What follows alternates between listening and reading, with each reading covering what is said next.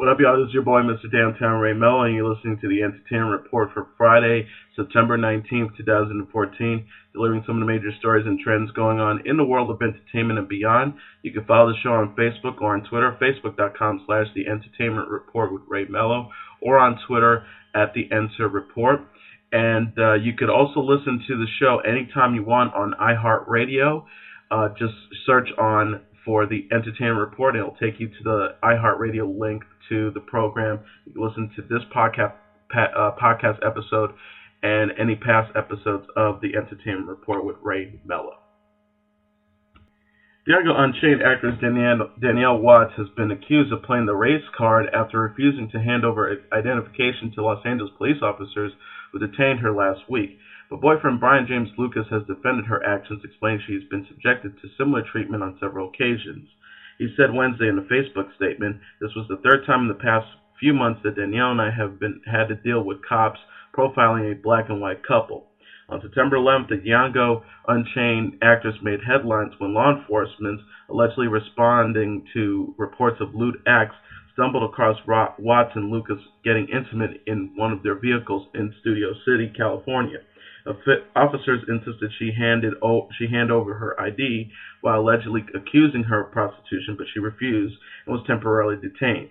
Investigators later determined no crime had been committed, but Watts was upset over how she was treated and took to the social media to explain her side of the story.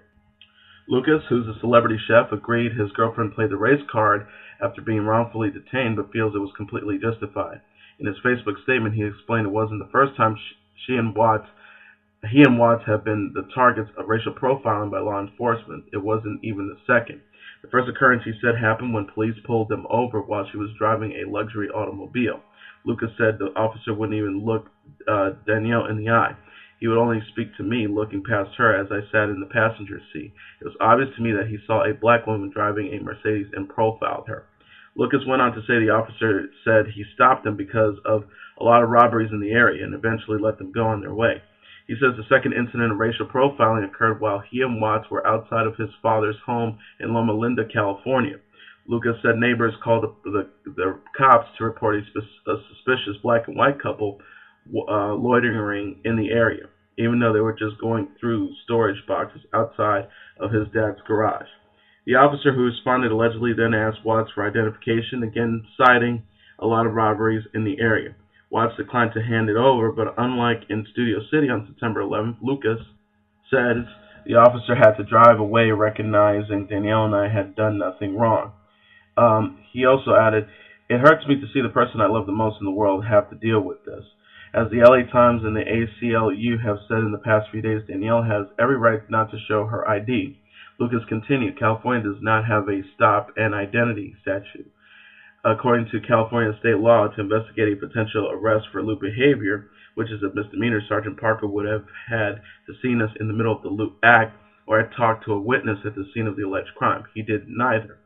The Rap spoke with Dr. David Horn on Wednesday, acting chair of the Department of Africana Studies at California State University Northridge, and he explained Watts may have been in the right to have refused to cooperate with police, but by going public with her complaints, she is also risking her own credibility. He said she has tapped into a general complaint and a complaint that has legitimacy. He said, but Horn added, if Watts' insistence that she was not having sex on a public street turns out to be untrue, he said, quote, her own credibility is now going to be in the toilet. In another related story of racial profiling, New York Times critic Alexandra Stanley is standing by calling Shonda Rhimes an angry black woman in her Friday review of the TV executive's upcoming ABC drama, How to Get Away with Murder. She said in a statement to the Wrap, the whole point of the piece, once you read past the first 140 characters, is to praise Shonda Rhimes for pushing back so successfully on a tiresome but insidious stereotype. Rhimes had called Stanley out just hours after the review went online. She tweeted, wait, I'm angry and a romantic writer. I'm going to need to put down the internet and go dance this one out. Stuff is getting real. The executive has best known for creating Scandal, which stars Kerry Washington as the fashionable, fiery political consultant Olivia Pope, and Stanley centered her piece around the evolution of black female characters on television as seen in Rhimes' show. Stanley wrote in her review, When Shonda Rhimes writes her autobiography, it should be called How to Get Away with Being an Angry Black Woman. Rhimes, who brought Olivia Pope on Scandal and Dr. Miranda Bailey on Grey's Anatomy, has done more to reset the image of African American women on television than anyone since Oprah Winfrey.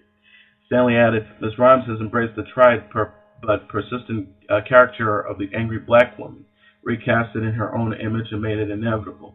She has almost single-handedly trampled a taboo even Michelle Obama couldn't break, she added. The review itself was titled Brought in Their Creator's Image, and in it Stanley repeatedly credited Rhimes with constructing elements of the series, but as Rhimes pointed out in one of her tweets, she only serves as an executive producer on the show. How to Get Away with Murder was actually created by Peter Nowalk. The future of Joan Rivers' Fashion Police has been decided. E! will continue with the series, with the late comedian hosted and wrote for with her daughter Melissa Rivers' blessing. In a statement released on Friday, E! said as it believes that Joan would have wanted the franchise to continue. Melissa Rivers, an executive producer on Fashion Police, gave the network her blessing. Here's the E! statement. We are deeply saddened by the loss of Joan Rivers, and for the last 2 weeks have turned our attention to honoring her memory on all of our platforms. We have also thought long and hard about what Joan would have wanted as it pertains to the future of Fashion Police. We decided with Melissa Rivers' blessing that Joan would have wanted the franchise to continue. The cable channel has set the panel's show return for Monday, January 12th, in order to cover the Golden Globe Awards. No further details were announced at this time. The announcement arrives as E! is holding a marathon of Fashion Police episodes on Friday as part of Joan Day. The marathon leads to a special tribute for Rivers at 8 p.m. Eastern Standard Time. It will be Melissa's first television appearance since her mother died on September 4th. Rivers died from complications from throat surgery. She was rushed to Mount Sinai Hospital in New York on August 28th and had been on life support. An autopsy on the comedy legend has been completed, but the results not yet yield a firm cause or manner of death, a spokeswoman for the New York Medical Examiner's Office told the Wrap. Further studies will be conducted to determine how Rivers died, the spokeswoman said. The New York State Department of Health is also investigating the circumstances surrounding Rivers' death. President Barack Obama reached out to Joan Rivers' daughter Melissa after the comedy legend passed away earlier this month. Melissa revealed the kind gesture from the White House during a preview of the 90-minute E! special Fashion Police celebrating Joan, which will be Melissa's first television appearance since her mother's death. She said, I received a letter from the White House from President Obama, someone who was often the target of her jokes, as was Mrs. Obama. Melissa said in the clip, I received a handwritten note saying not only did she make us laugh, she made us think. And I think that's one of the things people are now realizing. It wasn't just a funny, she made us think. HBO suspended pre-production of Brian De Palma's upcoming Penn State film Happy Valley because of budgetary issues, a network representative told The Wrap on Friday. The rep in a statement said, we have not killed the project, so to say so inaccurate. We have suspended pre-production for a moment to deal with budget issues, but the project is still intact at HBO with the entire creative team as before. Happy Valley tackles the molestation scandal that rocked the nation in 2011 after Penn State University assistant football coach Jerry Sandusky was caught in locker room showers with a child. Soon thereafter, allegations surfaced that he had molested multiple children over a decade. The school's legendary head coach, Joe Paterno, was also implicated in a university-wide cover-up of the abuse. Sandusky, now in prison, was eventually convicted of 45 counts of sexual abuse against minors. Paterno died in 2012 while the investigation was still ongoing. As the Wrap previously reported, Al Pacino, who teamed with De Palma on Carlito's Way and Scarface, and John Carroll Lynch are attached to star in Happy Valley as Coach Paterno and Coach Sandusky, respectively. Edward R. Pressman, Wall Street, is producing with Pacino's manager Rick Nacita. John Katz will executive produce. NFL Commissioner Roger Goodell broke his silence on Friday about the ongoing domestic abuse crisis involving players. Goodell said in the press conference in New York, we have seen all too much of the NFL doing wrong. That starts with me. I've got it wrong on a number of levels, from the process that I led to the decision that I reached, but now I will get it right. We will get our house in order first. The high-profile press conference followed 9 days of silence by Goodell as scandals raged involving NFL players, beginning with the Baltimore Ravens' Ray Rice shocking elevator video, Minnesota Vikings' Adrian Peterson, and Carolina Panthers Greg Hardy were then put on the team's exempt list, and Arizona Cardinals Jonathan Dwyer was arrested for domestic violence. Critics have called for Goodell to either be fired or step down from his role as commissioner of the NFL, a position he has held since September 2006, and Goodell repeatedly acknowledged his own mistakes. He also added, "I disappointed myself, I disappointed the NFL, I disappointed our fans, our partners. We need to do better." But when asked if he was considered to stepping down, he replied, "I have not. I am focused on doing my job and doing the best of my abilities. We have been busy in the last couple of weeks, but I am proud of the opportunity to make a change. I've acknowledged my mistake. We are moving in a very important direction by gaining expertise in how to do better. We have to make sure that we keep everything on the table. We will make those changes that will be beneficial to the league in the long term." Goodell pledges that changes will be made by Super Bowl 49 in February 2015. "I expect I will have the conduct committee in place by the Super Bowl," he said. And regarding the rice issue, he admitted, "I got it wrong on a number of levels from the process that led to the decision that I reached now, but now I will get it right." He also said, "There are problems we are committing to address, but we cannot solve them by ourselves," explaining that they will utilize the NFL Players Association to help deliver and develop programs in the most effective way. He also added, "I want to make it clear there are very complex issues. Our country has a legal system that everyone needs to respect." He also added, "Improvements will be made by asking tough questions." He said, "I believe in accountability. I understand the challenges before me, and I will be held accountable. How do we do this better? How do we reconstruct our personal conduct policy? I'm not satisfied with what we did. I let myself down. I let everyone else down, and for that I'm sorry. We can't continue to operate like this." During the Q&A session, a TMZ reporter confronted Goodell about the second Rice video, saying, "We found out by one phone call." The commissioner responded, "I can't understand how you got that information." He had stated earlier, "We had asked for the second video on several occasions over the spring from February through June, and I'm confident that our security people did that." He was also asked whether he has the backing of all 32 owners, and he said, "I believe I have the support of the owners. That has been clear to me. They know we have always tried to do the right thing. Mistakes happen." As the Wrap previously reported on Wednesday, PepsiCo chairman and CEO Indra Nooyi condemned the repugnant behavior of the players involved in the scandal while cautiously applauding the NFL's current efforts. Earlier in the week, major NFL advertiser Anheuser-Busch expressed its concern over the crisis, and the Radisson hotel chain has backed away from its involvement with the Minnesota Vikings following Peterson's child abuse indictment. Goodell sidestepped the discontent of the sponsors, saying that if any advertisers are pulling support, he quoted, "You will have to ask the sponsors about that. I don't think so." Keisha Cole spent a not-so-pleasant Friday morning in jail after allegedly assaulting a woman who apparently spent the night with Keisha's rumored boyfriend, the CEO of Cash Money, Birdman. Keisha showed up at the swanky condo complex in West LA at around 5 a.m. TMZ was told she went there to see Birdman, the CEO of Cash Money, who she's reportedly dating. TMZ sources say for some reason, security let her go up to Birdman's penthouse, and when she got in, she saw another woman and went nuts. TMZ told Keisha attacked her, leaving scratches all over her face. Cops were called, and Keisha was arrested for battery and outstanding reckless driving warrant.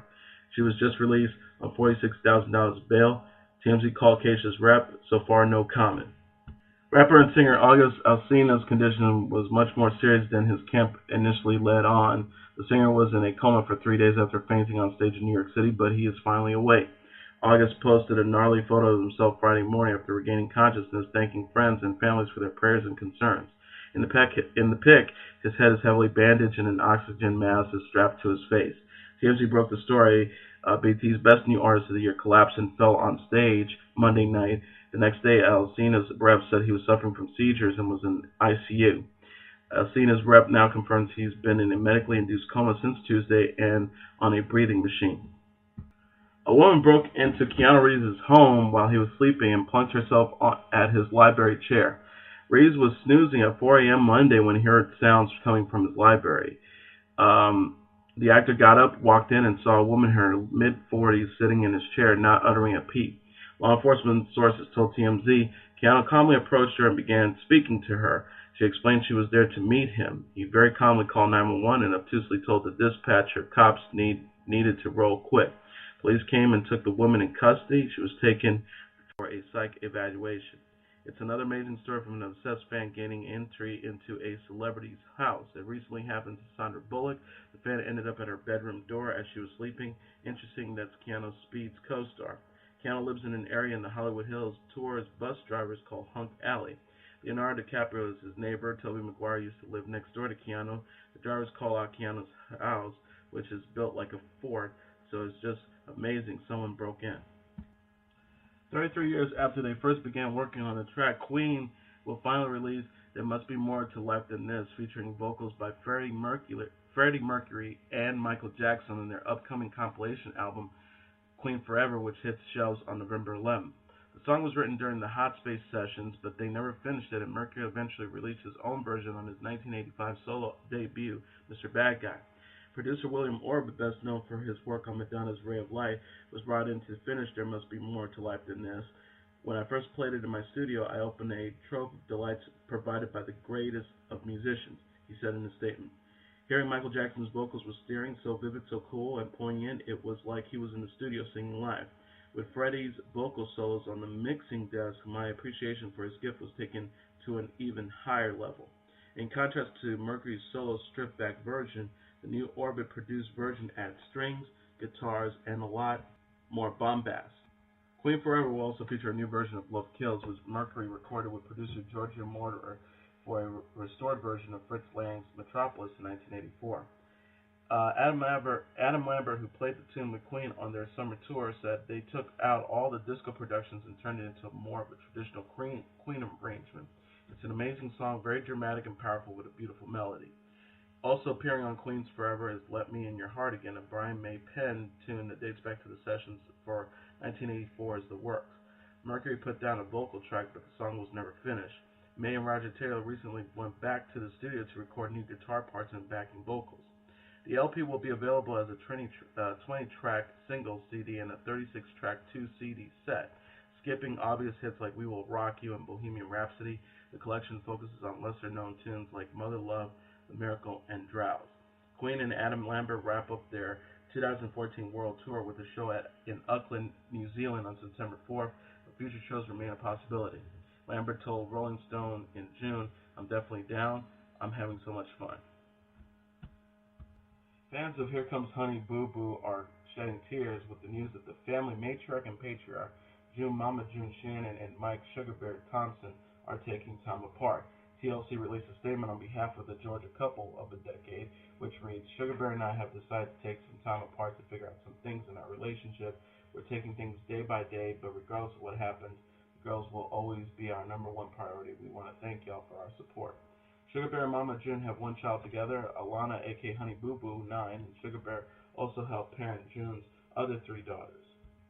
It was only May of 2013 when the famous unmarried pair took part in a committed ceremony of dubious legality on a TLC show, with Mama June donning a camel wedding gown and sparkly tennis shoes, and Sugarbear wearing camos and an orange vest to coordinate. June told people at the time, never settle for a man who doesn't treat you right. If a guy doesn't love everything about you, move on. There are plenty of other fish in the sea. In a 2013 clip from the show, Mama June described how she felt when she first met Sugarbear. For Sugarbear it was love at first sight. For her, it was more lust at first sight. She admits, was it love at first sight? No. Was it bed at first sight? Maybe. You gotta try the milk out before you buy the cow. And that is your entertainment report for Friday, September 19th, 2014. I'm your host, Mr. Downtown Ray Mello. I'll be back on Monday to deliver some of the major stories and trends going on in the world of entertainment and beyond. You can follow the show on Facebook or on Twitter, facebook.com/The Entertainment Report with Ray Mello, and on Twitter at The Enter Report. You could also listen to The Entertainment Report anytime on iHeartRadio. Just go on search and type in The Entertainment Report, and you'll see tonight's podcast episode and previous episodes anytime you want. Have a great weekend, everybody. I'll see you Monday. Bye.